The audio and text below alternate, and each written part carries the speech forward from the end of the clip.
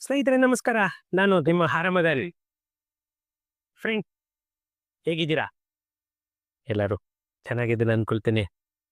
ಮತ್ತೆ ಇವತ್ತು ಒಂದು ಸುಪ್ರೀಂ ಕೋರ್ಟ್ ಒಂದು ತುಂಬಾ ಮಹತ್ವವಾದಂತಹ ಒಂದು ಆದೇಶವನ್ನ ಮಾಡಿತ್ತು. ಅದ್ರ ಬಗ್ಗೆನೇ ಮಾತಾಡೋಣ ಅಂತ ಈ ವಿಡಿಯೋ ಬಿಡ್ತಾ ಇದ್ದೀನಿ. ಒಂದು ಚಿಕ್ಕದಾದಂತಹ ವಿಡಿಯೋ, ಇದು ಲಾಂಗ್ ತಗೊಳ್ಳಲ್ಲ. ಯಾಕಂದ್ರೆ ಸುಪ್ರೀಂ ಕೋರ್ಟ್ ಒಂದು ಮಹತ್ವದ ತೀರ್ಪನ್ನ ಕೊಟ್ಟಿತ್ತು. ಯಾಕಂದ್ರೆ ಸುಮಾರು ಜನ ಕೇಳಿದ್ದೆ ನಾನು GPA ಬಗ್ಗೆ. ಎಲ್ಲರಿಗೂ ಇವಾಗ ಜ್ಞಾಪಕ ಬರಬೇಕು ಅನ್ಸುತ್ತೆ. ಯಾಕಂದ್ರೆ GPA, ನೋಟ್ರೈಸ್ಡ್ GPA ಎಷ್ಟೋ ಜನ ಮಾಡ್ಕೊಂಡಿದ್ದಾರೆ. ಅದರಲ್ಲೂ ಬಂದ್ಬಿಟ್ಟು ನಾರ್ತ್ ಕರ್ನಾಟಕದಲ್ಲಂತೂ ಕೂಡ ಬರೀ ರೈಟಿಂಗ್ ಅಗ್ರಿಮೆಂಟು, ಇಟಿಂಗ್ GPA ಅಷ್ಟು ಬಿಟ್ರೆ ಬೇರೆ ಇನ್ನೇನು ಇಲ್ಲ. ಪವರ್ ಆಫ್ ಅಟಾರ್ನಿ, ನೋಟರೀಕೃತ ನಕಲು ಪ್ರತಿ, ಮಾನ್ಯ ಸಾಕ್ಷಿಯಲ್ಲ ಅಂತ ಹೇಳ್ಬಿಟ್ಟು ನಮ್ಮ ಸುಪ್ರೀಂ ಕೋರ್ಟ್ ಆಸ್ತಿ ವರ್ಗಾವಣೆಯ ದಾವೆಯನ್ನ ತಿರಸ್ಕರಿಸಿದಂತಹ ಹೈಕೋರ್ಟ್ ತೀರ್ಪನ್ನ ಸಮರ್ಥಿಸಿಕೊಂಡಿದೆ. ಯಾವುದೋ ಒಂದು ಕೇಸ್ ಬರುತ್ತೆ, ಆ ಕೇಸ್ ಬಂದಾಗ ಏನು ಪ್ರಾಪರ್ಟಿ ಟ್ರಾನ್ಸ್ಫರ್ ಆಗ್ಬೇಕಾಗಿರುತ್ತೆ, ಆ ಟ್ರಾನ್ಸ್ಫರ್ ಆಗ್ಬೇಕಾದ್ರೆ ಒಂದು ನೋಟರೈಸ್ ಡಾಕ್ಯುಮೆಂಟ್ ಅನ್ನ ಹಾಕಿರ್ತಾರೆ. ಅಲ್ಲಿ ಹೈಕೋರ್ಟ್ ಅದನ್ನ ಎತ್ತಿ ಹಿಡಿಯುತ್ತೆ. ಅವಾಗ ಅವ್ರು ಏನ್ ಮಾಡ್ತಾರೆ, ಸುಪ್ರೀಂ ಕೋರ್ಟ್ ಹೋಗ್ತಾರೆ. ಸುಪ್ರೀಂ ಕೋರ್ಟ್ ಹೋದ್ರು ಕೂಡ ಸುಪ್ರೀಂ ಕೋರ್ಟ್ ಅಲ್ಲೂ ಕೂಡ ಹೈಕೋರ್ಟ್ ಮಾಡಿರೋದು 100% ಶ್ಲಾಘನೀಯ ಅಂತ ಹೇಳ್ಬಿಟ್ಟು ಅದೇ ಕೇಸನ್ನ ಎತ್ತಿ ಹಿಡಿದಿದೆ. ಏನು ಸುಪ್ರೀಂ ಕೋರ್ಟ್ ನ್ಯಾಯಮೂರ್ತಿ ಪಂಕಜ್ ಮಿತ್ತಲ್ ಮತ್ತೆ ನ್ಯಾಯಮೂರ್ತಿ SVN ಭಟ್ ಅವರಿದ್ದಂತಹ ನ್ಯಾಯಪೀಠ ಈ ತೀರ್ಪನ್ನ ಕೊಟ್ಟಿದೆ. ಯಾಕಂತಂದ್ರೆ ಕೇವಲ ನೋಟರೀಕೃತ ಪವರ್ ಆಫ್ ಅಟಾರ್ನಿ ಅಥವಾ ಯಾವುದೇ ದಾಖಲೆಗಳ ಫೋಟೋಕಾಪಿಯನ್ನ ಕಾನೂನುಬದ್ಧವಾಗಿ ಅಧಿಕಾರ ಸ್ಥಾಪಿಸಲು ಅವಲಂಬಿಸಲಾಗುವುದಿಲ್ಲ ಅಂತಂದ್ರೆ ಇಲ್ಲಿ ಅರ್ಥ ಮಾಡ್ಕೊಳ್ಳಿ. ಯಾವುದೇ ಒಂದು ನೋಟರೈಸ್ಡ್ GPA ಆಗ್ಬೋದು ಅಥವಾ ಬರೀ ನಕಲು ಕಾಪಿ, ನಿಮ್ಮ ಹತ್ರ ಏನ್ ಬರೀ ಜೆರಾಕ್ಸ್ ಅಂತ ಇದೆ, ಸರ್ಟಿಫೈಡ್ ಕಾಪಿ ಇಲ್ದಿರ ಬರೀ ಜೆರಾಕ್ಸ್ ಅಂತ ಹಾಕಿದ್ರೆ ಸುಪ್ರೀಂ ಕೋರ್ಟ್ ಅಲ್ಲ ಸಿವಿಲ್ ಕೋರ್ಟ್ ಅಲ್ಲೂ ಕೂಡ ನೀವು ಕೇಸನ್ನ ಸೋತು ಹೋಗ್ತೀರಾ. ನಾವು ಕೇಳೋದು ಅದಕ್ಕಾಗಿನೇನೆ, ನಿಮ್ದು ಏನೇ ಡಾಕ್ಯುಮೆಂಟ್ ಇದ್ರೂ ಕೂಡ ಸರ್ಟಿಫೈಡ್ ಕಾಪಿ ಕೊಡಿ, ಸರ್ಟಿಫೈಡ್ ಕಾಪಿ ಇಲ್ಲ ಒರಿಜಿನಲ್ ಕಾಪಿ ಕೊಡಿ. ಯಾಕಂದ್ರೆ ಅಲ್ಲಿ ಸರ್ಟಿಫೈಡ್ ಕಾಪಿ ಇತ್ತು ಅಂತಂದ್ರೆ ನಿಮ್ಗೆ 100% ಫೈಲ್ ಇದೆ ಅಂತ ಹೇಳ್ಬಿಟ್ಟು ಅಲ್ಲಿ ಅರ್ಥ. ಅದರಿಂದ ಪ್ರತಿಯೊಬ್ರು ಕೂಡ ಡಾಕ್ಯುಮೆಂಟ್ ಅನ್ನ ಯಾವತ್ತೇ ಆಗ್ಲಿ ಕೋರ್ಟಿಗೆ ಹಾಕ್ಬೇಕು ಅಂತಂದ್ರೆ 100% ಸರ್ಟಿಫೈಡ್ ಕಾಪಿಗಳನ್ನ ಕೋರ್ಟಿಗೆ ಪ್ರೊವೈಡ್ ಮಾಡಿ. ಏನು ಈ ದ್ವಿತೀಯಕ ಸಾಕ್ಷಿಯನ್ನ ಸಲ್ಲಿಸೋದಕ್ಕೆ ಅಂತ ಹೇಳ್ಬಿಟ್ಟು ಕಾನೂನಲ್ಲಿ ಏನು ನಿಗದಿತ ವಿಧಾನವನ್ನ ಕಟ್ಟುನಿಟ್ಟಾಗಿ ಅನುಸರಿಸದೆ ಇದ್ದಲ್ಲಿ ಅವರೇನ ಏನು ಕೇರಳ ಹೈಕೋರ್ಟ್ ತೀರ್ಪನ್ನ ಪ್ರಶ್ನಿಸಿ ಸಲ್ಲಿಸಿದಂತಹ ಒಂದು ಅಪೀಲನ್ನ ವಜಾಗೊಳಿಸಿದಂತಹ ಪೀಠ ಸಂಯುಕ್ತ ಕುಟುಂಬ ಆಸ್ತಿಯನ್ನು ವರ್ಗಾಯಿಸಲು ಆಧಾರವಾಗಿ ತೋರಿಸಲಾದಂತಹ ಒಂದು ಪವರ್ ಆಫ್ ಅಟಾರ್ನಿ ಸಾಕ್ಷಿಯಾಗಿ ಅಂಗೀಕರಿಸಲು ಅಸಾಧ್ಯವಾಗಿದ್ದು ಅಂತ ಹೇಳ್ಬಿಟ್ಟು ಅದು ಕೇವಲ ಫೋಟೋ ಕಾಪಿ ಆಗಿರೋದ್ರಿಂದ ಮತ್ತೆ ಮೂಲ ದಾಖಲೆ ಅಥವಾ ಸರಿಯಾದ ದ್ವಿತೀಯಕ ಸಾಕ್ಷಿಯನ್ನ ದಾಖಲೆಯಲ್ಲಿ ತರುವ ಕ್ರಮ ಕೈಗೊಳ್ಳಲಾಗಿಲ್ಲ ಅಂತ ಹೇಳ್ಬಿಟ್ಟು ಏನು ನ್ಯಾಯಪೀಠ ಹೇಳಿದೆ. ಯಾಕಂದ್ರೆ ಯಾವುದೇ ಒಂದು ದಾಖಲೆ ಆಗ್ಲಿ ಅದಕ್ಕೆ ತಕ್ಕಾಗಿರ್ಬೇಕು. ಏನು ನ್ಯಾಯಾಲಯ 1908 ನೋಂದಣಿ ಕಾಯ್ದೆಯ ಸೆಕ್ಷನ್ 33 ಅಥವಾ 1872 ಸಾಕ್ಷ್ಯ ಕಾಯ್ದೆಯ ಸೆಕ್ಷನ್ 85 ಅಡಿಯಲ್ಲಿ ಕಾರ್ಯನಿರ್ವಹಣೆಯ ಊಹೆಯನ್ನ ನ್ಯಾಯಾಲಯಗಳು ಮಾಡಲಾಗುವುದಿಲ್ಲ. ಯಾಕಂದ್ರೆ ಅಲ್ಲಿ ಪ್ರಾಕ್ಟಿಕಲ್ ಆಗಿ ನಾವು ಡಾಕ್ಯುಮೆಂಟ್ ಅನ್ನ ಸಬ್ಮಿಟ್ ಮಾಡಲೇಬೇಕು. ಮೊದಲು ದಾಖಲೆ ಸ್ವತಃ ಸಾಬೀತಾಗಬೇಕಾದಂತಹ ಮೂಲ ಅಗತ್ಯ ಪೂರೈಸದಿದ್ದರೆ ಯಾವತ್ತಿಗೂ ಆ ಕೇಸನ್ನ ಯಾವುದೇ ಕೋರ್ಟಿಗೆ ಹೋದ್ರೂ ಕೂಡ ಕೇಸನ್ನ ಗೆಲ್ಲಲಿಕ್ಕೆ ಆಗೋದಿಲ್ಲ. ಮೂಲ ದಾಖಲೆ ನಷ್ಟವಾಗಿರುವುದು ಅಥವಾ ಲಭ್ಯವಿಲ್ಲ ಎಂಬುದನ್ನು ಸಾಬೀತು ಪಡಿಸದಿದ್ದರೆ ದ್ವಿತೀಯಕ ಸಾಕ್ಷಿಯನ್ನ ಸಹಜವಾಗಿ ಅಂಗೀಕರಿಸಲು ಸಾಧ್ಯವಿಲ್ಲ ಅಂತ ಹೇಳ್ಬಿಟ್ಟು ನ್ಯಾಯಪೀಠ ತೀರ್ಪಿನಲ್ಲಿ ತಿಳಿಸಿದೆ.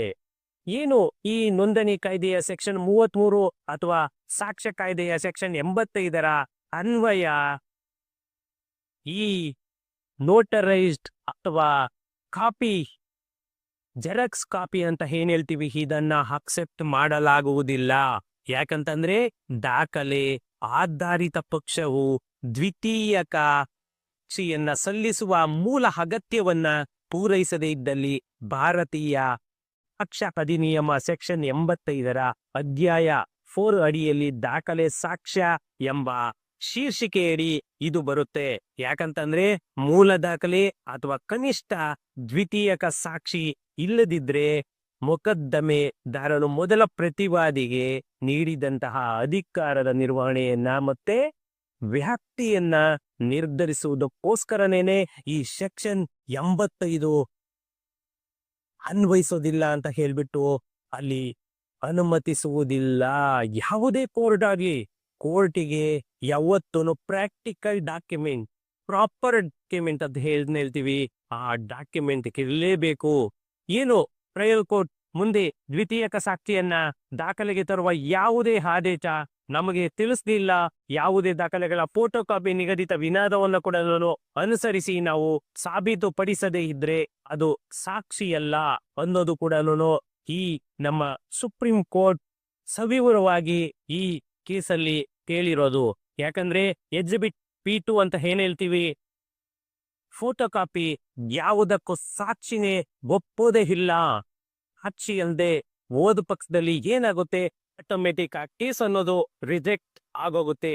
ಈ ಪ್ರಕರಣದಲ್ಲಿ ಏನು ಮೊಕದ್ದಮೆದಾರರು ಕ್ಲೈಂಟ್ ಎ ಶೆಡ್ಯೂಲ್ ಆಸ್ತಿಯನ್ನ ಸಂಯುಕ್ತ ಕುಟುಂಬ ಆಸ್ತಿ ಅಂತ ಹೇಳ್ಬಿಟ್ಟು ಆಸ್ತಿಯ ವರ್ಗಾವಣೆಗೆ ಸಂಬಂಧಿಸಿದಂತಹ ಸಿವಿಲ್ ಮೊಕದ್ದಮೆಯನ್ನ ಏನು ಹಾಕಿದ್ರು ಇದು ಒಂದು ವಿವಾದವನ್ನೇ ಉದ್ಭವಿಸಿತ್ತು ಅಂತಲೇನೆ ಹೇಳ್ಬೇಕು.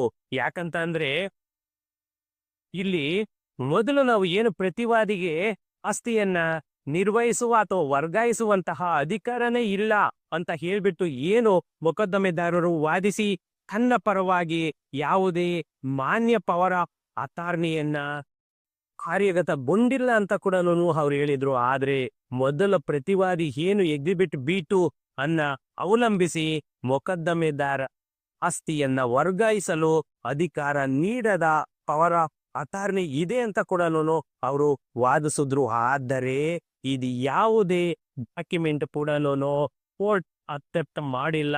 ಯಾಕಂತಂದ್ರೆ ಕೋರ್ಟ್ ಕೇಳೋದು ಮೂಲ ದಾಖಲೆ ಅಥವಾ ಕಾನೂನುಬದ್ಧ ದ್ವಿತೀಯ ಸಾಕ್ಷಿ ಇರಬೇಕು ಅಂತ ಹೇಳ್ಬಿಟ್ಟು. ಯಾವತ್ತೂ ನಾವು ಪ್ರಥಮವಾಗಿ ಯಾವುದೇ ಒಂದು ಅಪೀಲನ್ನ ಹಾಕ್ಬೇಕು ಅಂತಂದ್ರೆ ಆ ಅಪೀಲನ್ನ ಜೊತೆಯಲ್ಲೇನೆ ಪ್ರತಿಯೊಂದು ಡಾಕ್ಯುಮೆಂಟ್ ಕೂಡ ನಾವು ಪ್ರಾಪರ್ ಆಗಿ ಲೀಗಲ್ ಅಥೆಂಟಿಕ್ ಡಾಕ್ಯುಮೆಂಟ್ ಅಂತ ಏನ್ ಹೇಳ್ತೀವಿ, ಆ ಅಥೆಂಟಿಕೇಟ್ ಡಾಕ್ಯುಮೆಂಟ್ ಹಾಕಿದ್ರೆ ಮಾತ್ರನೇನೆ ಅಕ್ಸೆಪ್ಟ್ ಮಾಡೋದು. ಇವಾಗ ಹೆಂಗಾಗಿದೆ ಅಂತಂದ್ರೆ ಅಲ್ಲೇನೇನೆ ಕೋರ್ಟ್ ಆಗ್ಬೋದು ಅಥವಾ ಒಂದು ಸಬ್ ರಿಜಿಸ್ಟರ್ಡ್ ಆಗ್ಬೋದು, ಡೈರೆಕ್ಟ್ ಅವರಿಗೆ ಅಧಿಕಾರ ಇದೆ, ಕೇಸ್ ಅನ್ನ ಅಲ್ಲೇ ರಿಜೆಕ್ಟ್ ಮಾಡಾಕ್ಬಿಡ್ಬೋದು. ಯಾಕಂದ್ರೆ ನೀವು 5 ವರ್ಷ 10 ವರ್ಷ ಹೇಳ್ಕೊಂಡೋಗೋ ಅವಶ್ಯಕತೆನೇ ಇಲ್ಲ. ಪ್ರಾಪರ್ ಡಾಕ್ಯುಮೆಂಟ್ ಇಲ್ಲ ಅಂತ ಅಂದ್ರೆ ಕೇಸನ್ನ ಒಡೆದು ಬಿಸಾಕುತ್ತೆ ಯಾವುದೇ ಕೋರ್ಟ್ಗೋದ್ರು. ಅದರಿಂದ ಯಾರೇ ಮಾಡಿಸ್ಕೋಬೇಕಂದ್ರೂ ಕೂಡ ನೋಟರೈಸ್ GP ಯನ್ನ ಯಾರು ತಗೊಳ್ಬೇಡಿ. ಮತ್ತೆ ರಿಜಿಸ್ಟರ್ಡ್ GPA ಕೂಡ ಹೇಳ್ತಾ ಇದ್ದೀನಿ, ಕಂಡೀಷನ್ಸ್ ಮೇಲೆ ನಿಲ್ಲುತ್ತೆ GPA. ಅದರಿಂದ ಸುಮಾರು ಜನ ನನಗೆ ಸೈಟ್ಗಳನ್ನ ರಿಜಿಸ್ಟ್ರೇಷನ್ ಮಾಡ್ಕೊಳ್ಳುವಾಗ ಕೇಳ್ತಾ ಇದ್ರಿ, ಯಾರು ಕೂಡ GPA ಮಾಡ್ಕೊಳ್ಳಿಕ್ ಹೋಗ್ಬೇಡಿ, ಸ್ವಲ್ಪ ದಿನ ಕಾಯ್ದುಬಿಟ್ಟು ನಿಮ್ಮ ಹಣೆ ಬರದಲ್ಲಿ ಆ ಪ್ರಾಪರ್ಟಿ ಬರ್ದಿತ್ತು ಅಂದ್ರೆ 100% ನಿಮಗೆ ಸಿಗುತ್ತೆ. ಆದ್ರಿಂದ ಯಾರು ಕೂಡ GPA ರಿಜಿಸ್ಟ್ರೇಷನ್ ಅನ್ನ ಮಾಡ್ಕೊಳ್ಳಿಕ್ ಹೋಗ್ಬೇಡಿ.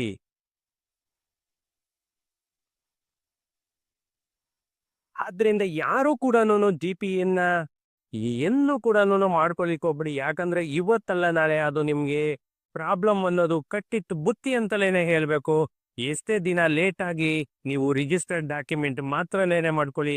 ಅದರಲ್ಲೂ ನೋಟ್ರೈಸ್ ಅಂತೂ ಕೂಡ ಯಾವುದೇ ಕಾರಣಕ್ಕೂ ಈ ನೋಟ್ರಿ ಇರೋದನ್ನ ಮಾಡ್ಕೊಳ್ಳಿಕ್ಕೆ ಹೋಗ್ಬೇಡಿ.